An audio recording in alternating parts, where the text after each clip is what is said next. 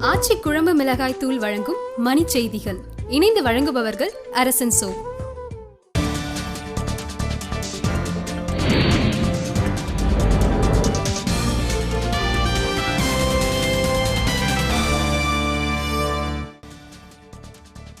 நிதிநிலை அறிக்கை கூட்டத்தொடர் குறித்து ஆலோசிக்க இன்று பிற்பகலில் கூடுகிறது தமிழக அமைச்சரவை.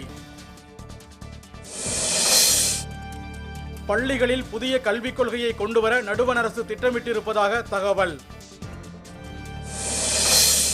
கோவில்பட்டி அருகே கயத்தாரில் அரசு விரைவு பேருந்து திடீரென தீப்பிடித்து எரிந்ததால் பயணிகள் அலறி அடித்து ஓட்டம்.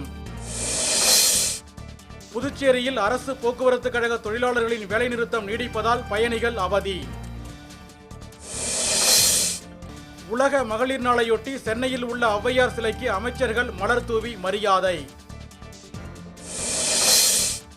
சிமிட்டி விலையை குறைக்க நடவடிக்கை எடுக்க இந்திய கம்யூனிஸ்ட் மாநில செயலாளர் முத்தரசன் வலியுறுத்தல். விழுப்புரத்தில் பெண்ணை பாலியல் வன்கொடுமை செய்த வழக்கில் இளைஞருக்கு வாழ்நாள் சிறை. சிவகாசி அருகே வெடியாலை விபத்தில் படுகாயமடைந்தவர் சிகிச்சை பலனின்றி உயிரிழப்பு. புதுக்கோட்டையில் மாரியம்மன் கோயில் தேரோட்ட திருவிழாவையொட்டி நாளை உள்ளூர் விடுமுறை. ஆப்கானிஸ்தானுக்கு எதிரான உலகக்கோப்பை மட்டைப்பந்து போட்டியில் நியூசிலாந்து 6 விக்கெட் வித்தியாசத்தில் வெற்றி.